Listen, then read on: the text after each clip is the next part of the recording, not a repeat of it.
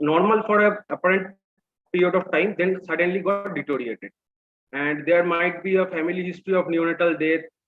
There could be parental consanguinity, and for other systemic features, there will be might be severe metabolic acidosis, rapidly progressing encephalopathy, or intractable seizures for which no explainable cause is found.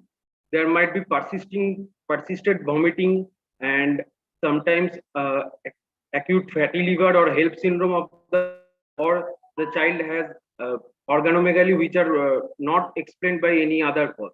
And in some disorder, there is a peculiar order from the neonate in cases of IEM. So whenever we suspect a case of IEM, there are a few set of investigations we want to do, and all the first line investigations are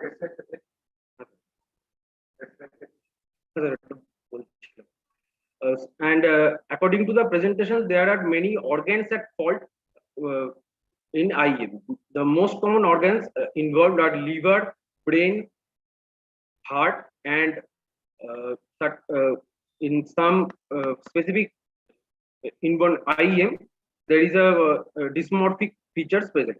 So in brain, there, as we previously discussed, there is intractable seizures, encephalopathy, sometimes hypotonia, apnea, and in hepatic system, there are few IEM present with jaundice only, but others present with hepatic failure, neonatal cholestasis, and or hypoglycemia. In cardiac, mostly IEM presents with cardiomyopathy. So for the first line investigations in cases of IEM are complete blood count, an ABG, serum electrolytes, a CBG or plasma glucose, and plasma ammonia, and arterial lactate, liver function test, and urine ketones and urine reducing substance, preferably non-glucose reducing substance, are most important. And serum uric acid is diagnostic in a few cases of IEM. So coming to the approach part, first plasma ammonia is done, and along with ABG. So if we get only a high ammonia but with normal pH, and there is no ketosis, this is mostly a which will be dealt later. And but if there is a metabolic acidosis, there will be a further approach for metabolic severe metabolic acidosis in cases of IEM. And if there is all the things are normal, but it looks like a IEM, it could be the further possibilities like phenylketonuria, galactosemia, paroxysmal disorders, such as. And in case of metabolic acidosis, as we all know, we encounter metabolic acidosis in suspected IEM in many times. So the next line will be diagnosis of ketones in urine. So if we get there is no ketosis but and normal lactate, then most probably it is a renal tubular acidosis, as only the renal system is involved and not others. But if there is a high lactate, then we have to go for again hypoglycemic, the glycemic status of the child.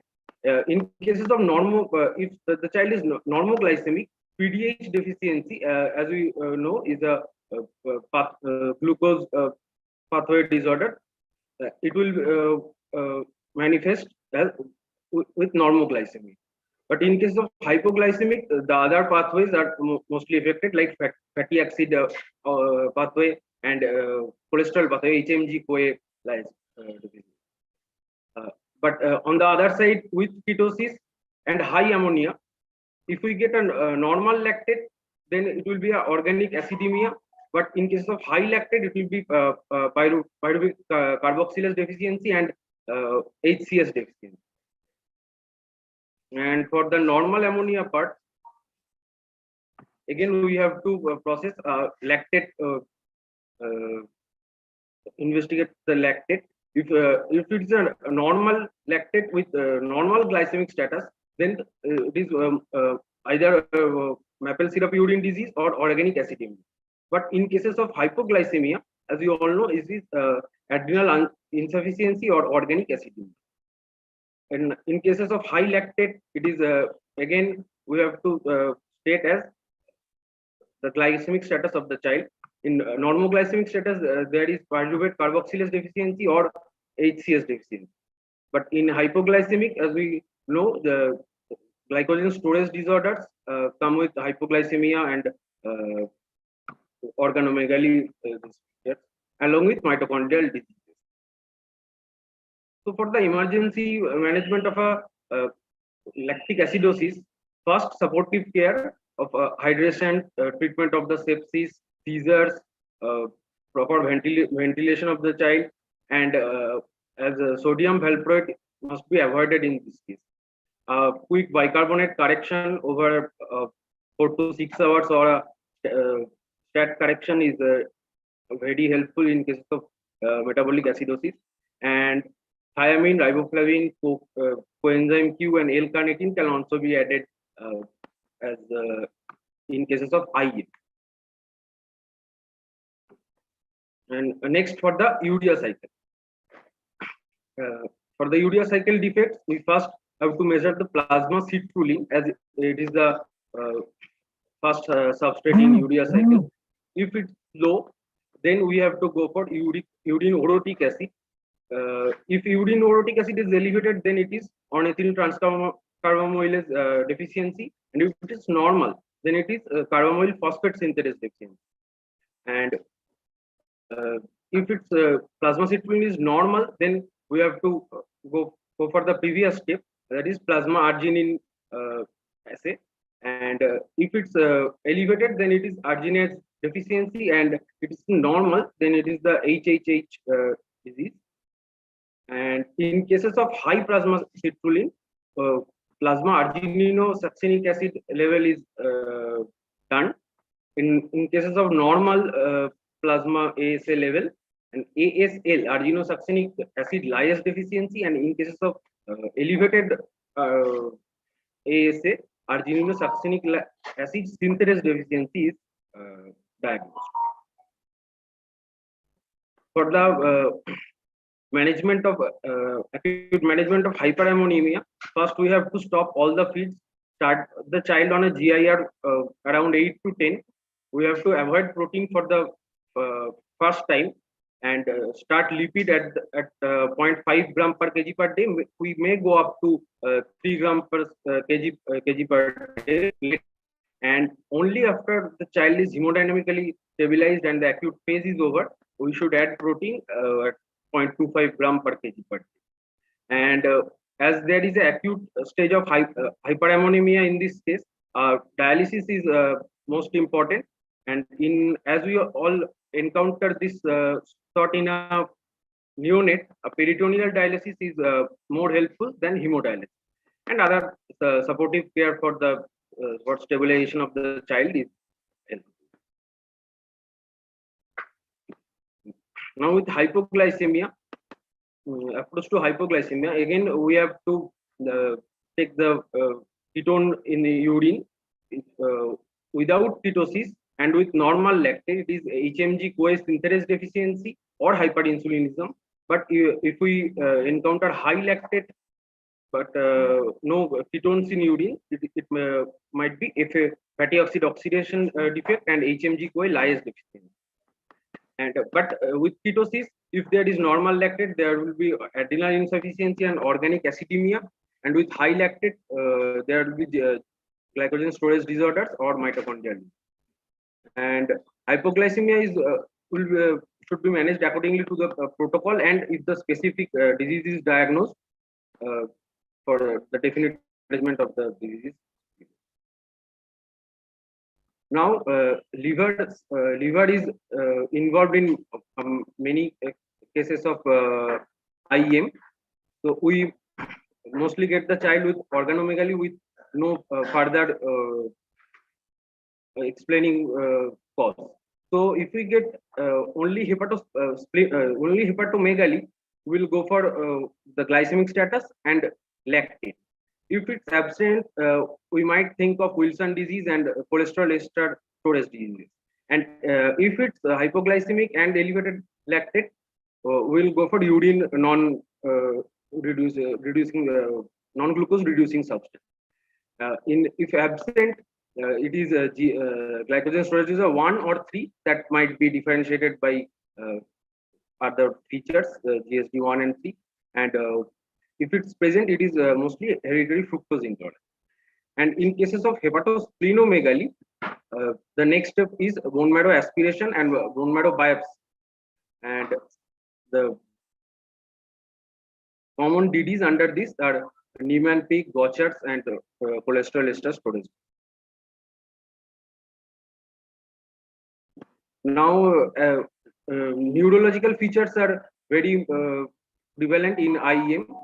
A few disorders with intractable seizures, which does not respond to around 2 to 3 anti-epileptics. These are pyridoxine deficiencies, non-ketotic hyperglycemia, glycine encephalopathy, Zellweger syndrome, molybdenum cofactor defect, and folinic acid responsive seizures. And for the management of intractable seizures in IEM, if it's as I earlier mentioned, it does not respond to 2 to 3 antiepileptics together. So a trial of pyridoxine, 100 mg IV or a total of or orally 30 mg per kg per day is started. And even if that fails, a trial of biotin and folinic acid is added, as there are some seizures which only respond to folinic acid deficient seizures respond to that. And but in cases of intractable seizures, a CSF glucose is a must, as there is sometimes there are glucose transporter defect for which if CSF glucose is less than or equal to 1/3 of blood glucose, then glucose transporter deficiency is diagnosed. And in these cases, we have to start ketogenic diet. So these are the most common presentations in cases of IEM and their approach and management.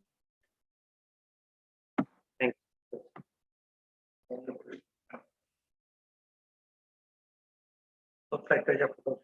you. One of the most difficult subject in modern areas of metabolism. Most importantly, why it is difficult? Because mother's placenta works as a very good dialyzer. So, because of that, there will be no features of any problem in the fetus or baby, excepting when the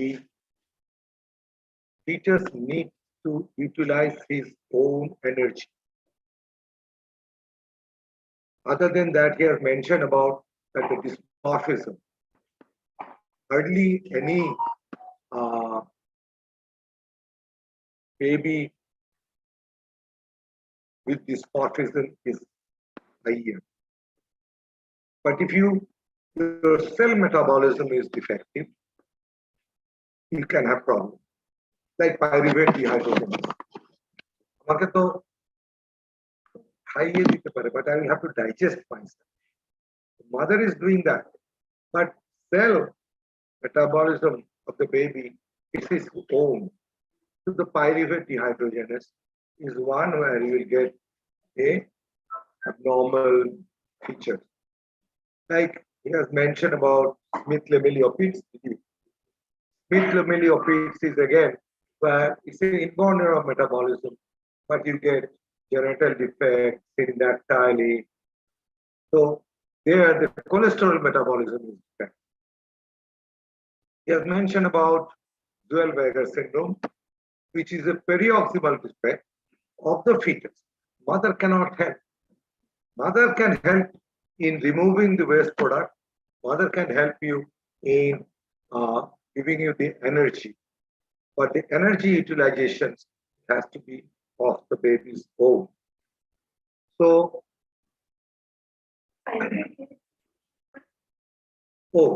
pyruvate dehydrogenase neurological features. শুরু থেকে হবে মানে not প্রথমে পাবে আর যেটা যেরকম হয় পরে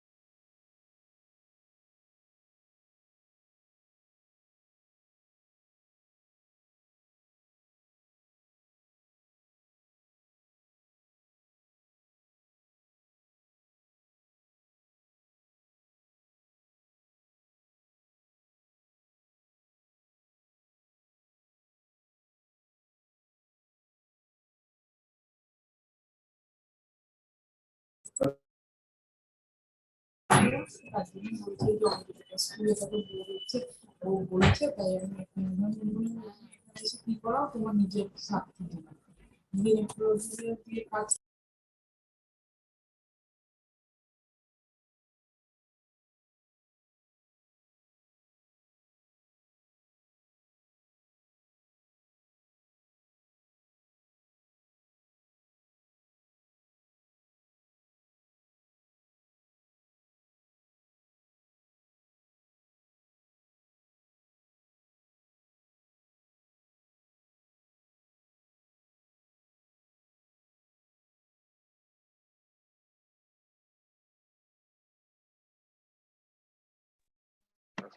In organic acidemias, it is 200 to 500. And in fatty acid oxidation defect, it is raised, but not very much. So these are the three things you should remember about the ammonia. What about the glucose? Urea cycle glucose doesn't affect. Organic acidemias, no. Maple syrup urine disease, no. But fatty acid and glycogen storage disease, they are the ones which can have a hypoglycemia.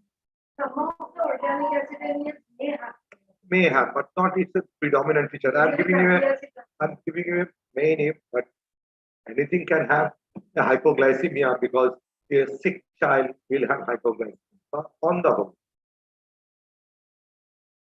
Glycogen storage disease, they can have hypoglycemias 0, 3, 6, 9. So these are the common conditions 0, 1, 3, 6, 9. We should have corrected 0, 1, 3, 6, 9. These are the conditions of glycogen storage disease where you have hypoglycemia. And then is the lactate level. The lactate level, you must know the ATP pathways. You remember when you break down your glucose, you goes into pyruvate, isn't it? And in that cycle, you produce 8 ATPs, but you waste also 6 ATPs in running this cycle. So your gain is only 2. But when it goes into Krebs citric acid cycle, which is an aerobic one, it produces net gain of 32 ATP. So you need to have a very good citric acid cycle, Krebs citric acid cycle, where it will be more produced. But if this cycle is not working, then what happens? It goes into pyruvate goes into lactate, and that's where you have the lactic acidosis, and your lactate goes up. And so the lactate goes up to little extent in urea cycle, in organic acidemias, little bit in fatty acid oxidation defect, and glycogen storage defect. So, but it's more important in mitochondrial defects because these are the cycles where it's done by the mitochondria. Intracellular ones, that is the mitochondrial defects are the ones where the lactate will be high also, but the ammonia will not be high in mitochondrial disorders. pH remember in most of the ammonia disorders are alkalos, respiratory alkalos, because ammonia stimulates the respiration, it's alkalosis. So pH is useful, but in case of organic acidemias, it's low. So that's where you differentiate between where the ammonia was high. I think one is organic acidemias and the other is ammonia. And then fatty acid oxidation defect, pH is raised, but not that much raised. And glycogen storage disease, whether it causes acidosis rather than high pH. Ketonuria, most important is fatty acid oxidation defect is hypoketotic condition. That's where we need to know fatty acid oxidation. Whereas organic aciduria is a ketotic condition. So this, I have a simple chart. I have posted it several times. You should keep it in your mobile and immediately you'll be able to. And then you do the routine blood test also. And if you find a thrombocytopenia, neutropenia in a newborn baby, before going for HLH and others, also think of that it can be an organic acid. It depends on the consultant. If you ask for a rheumatology consultant, he will say it's HLH. If you say a consultant from inborn errors of metabolism, unfortunately we don't have, and there are some self-styled inborn errors of metabolism specialists. So they will say, think of organic acidemia. And other conditions were inborn error, but paroxysmal disorders.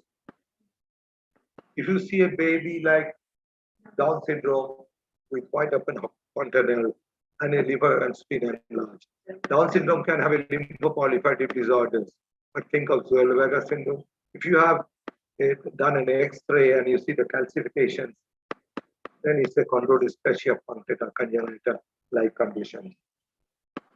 So I think he has covered. I think you should go again and again. Then the other thing is that examination of the eyes. It starts from right from the beginning. The fetal presentations, the hydrops fetalis. I've talked about that your dysmorphism, but hydrops fetalis, lots of conditions. Gaucher disease, present as a colloidian baby. They can present as colloidian baby. So at least there are 60, 70 where they can present as hydrops fetalis. And what else I should talk about? But the basic is that you do the test, what I've mentioned, that the glucose. He has mentioned about uric acid. Uric acid is low in your which condition? Molybdenum cofactor deficiency. In that case, some of the patient presentations, inborn errors, can have a neurological presentation. And I remember it's like Monu. You know who is Monu is? Who is that? Monu. So what is that? It's a molybdenum cofactor deficiency. It's maple syrup urine disease, organic acidemias, non-ketotic hyperglycemias, and urea cycle disorder. So in Monu, I know there are someone in this room who will never forget Monu, but Monu is very important to remember that the neurological presentation, look is laughing, neurological presentations of inborn errors are maple syrup urine disease is one which can present neurologically, and you can diagnose it very fast before your leucine, isoleucine, and valine report comes. You can diagnose by doing an MRI. They give you a very quick picture of edema in the brain stem.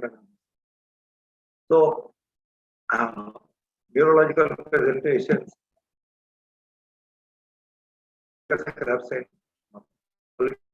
factor.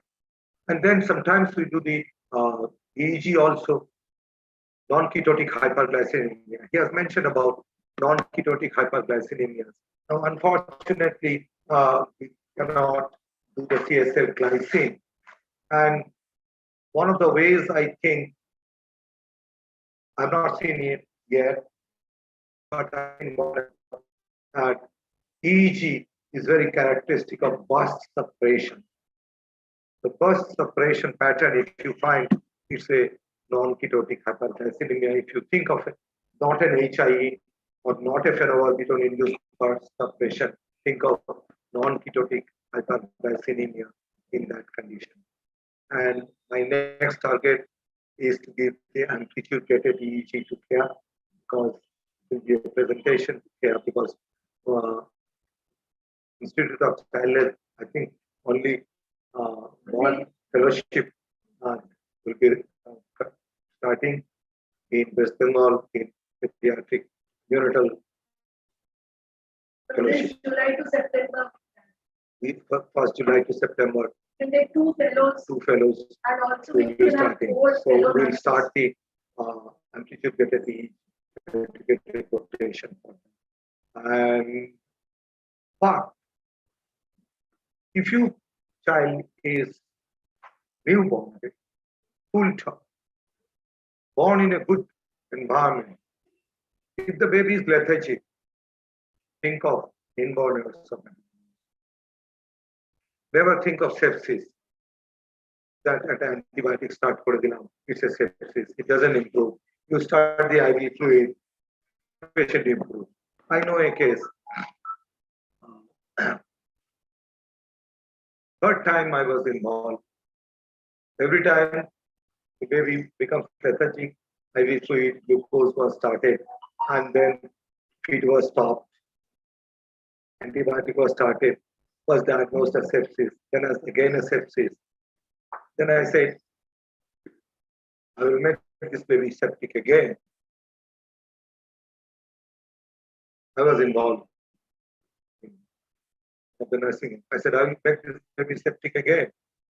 I will start the feed and they will be lethargic. So he didn't think of that. He started at the photograph of that baby, and it was again baby lethargic. Then I stopped the protein feeds. I started on glucose only and some carbohydrates. The patient became all right. And we didn't have enough formulas to diagnose. I'm talking of 1998. So if your baby full term lethargic, starting fluid, and improving quickly, don't think that it is a sepsis. It might be an inborn neurosurgery. So it might take hours to days. So never think that it will take days to. Yeah, because some of them will present within hours. Then one or two things can happen. Yeah. Because there is no dialysis like the mother had. অনেকে আছে না মা পড়াশোনা পরীক্ষা সব পড়িয়ে ঠড়িয়ে স্কুলে পাঠিয়ে দিয়েছে স্কুলে যে fail because mother was not there. That same thing happens here, that the mother is not there, so the baby will. We had a patient who was inborn, and within 12 hours, the ammonia was 50,000. It can be that child had a. Yeah, I mean, if your baby starts with vomiting, then goes into coma, then it's more likely a urea cycle. But if it is starting from coma straight away, then it's more likely to be a organic acid. He has given a very good, but I think I'm talking about the clinical part of that. Couple of months back, a baby was born in Neotia with hypoglycemia. It was around 6 months. The baby presented maybe 1 year with hypoglycemia. What do you think can be the cause? It's not safe. Any diet, Yes. Fructose, hereditary fructose intolerance. When you start giving the fructose, then they get hypoglycemia. And তখন ওরা কি করতে একটু lethargic হয়ে যেত রসগোল্লার রস খাইয়ে দিত রসগোল্লার রসে আরো বেশি fructose আসবে sucrose to fructose. So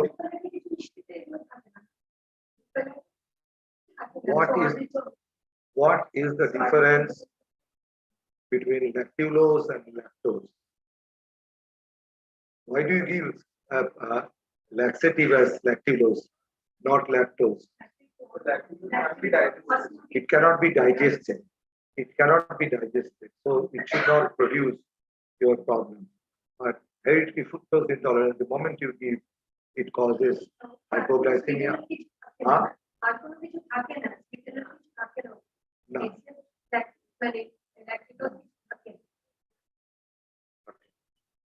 Again, because even if it is there, it will be absorbed.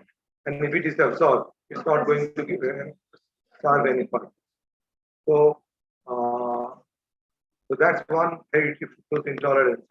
And patient is genetically proved that it's a hereditary fructose intolerance. So that's one more presentation. The mother, the baby. So never ever give honey to below 1 year of age. Never ever.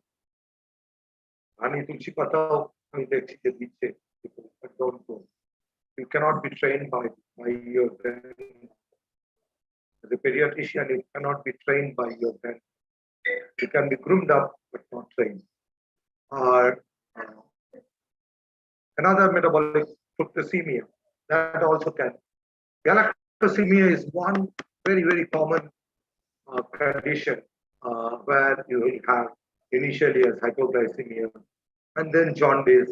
And the jaundice can be conjugated, can be unconjugated also.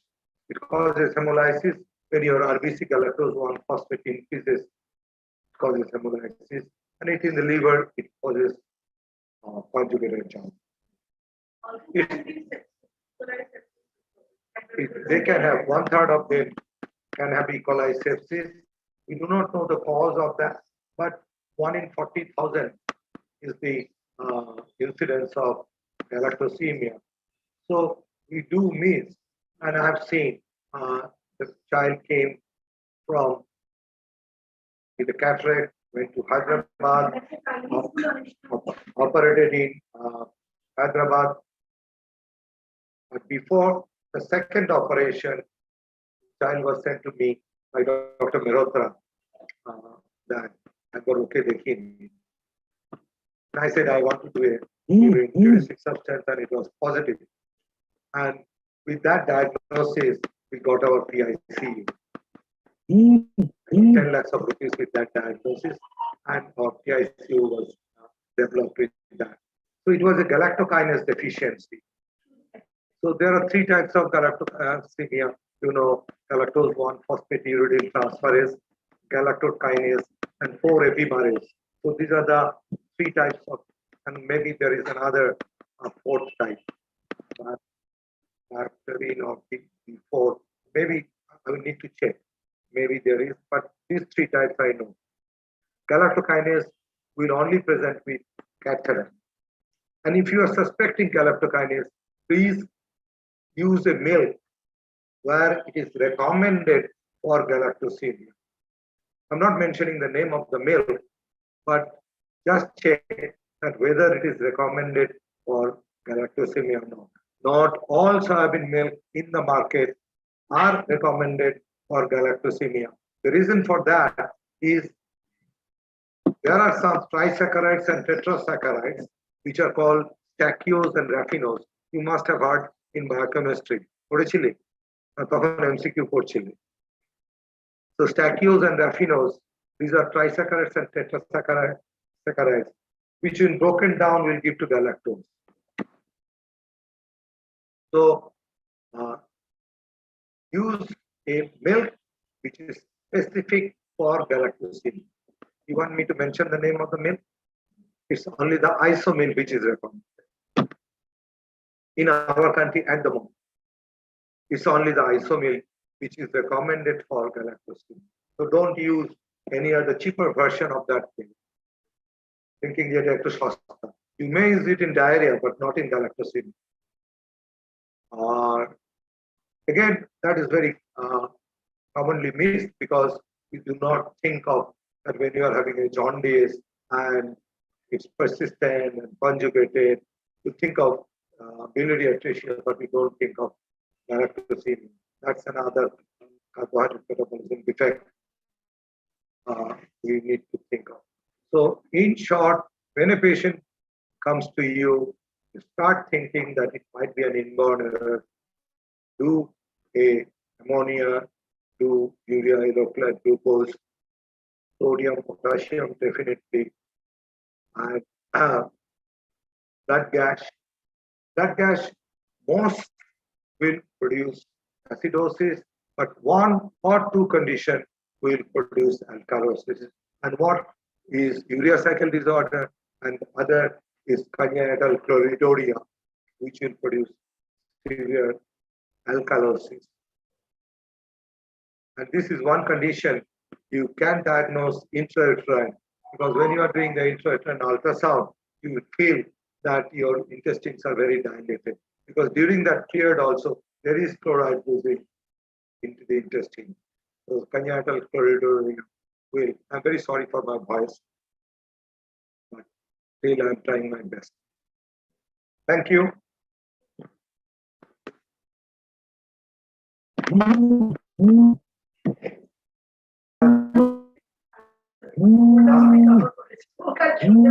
moderator is Dr. Kiagos.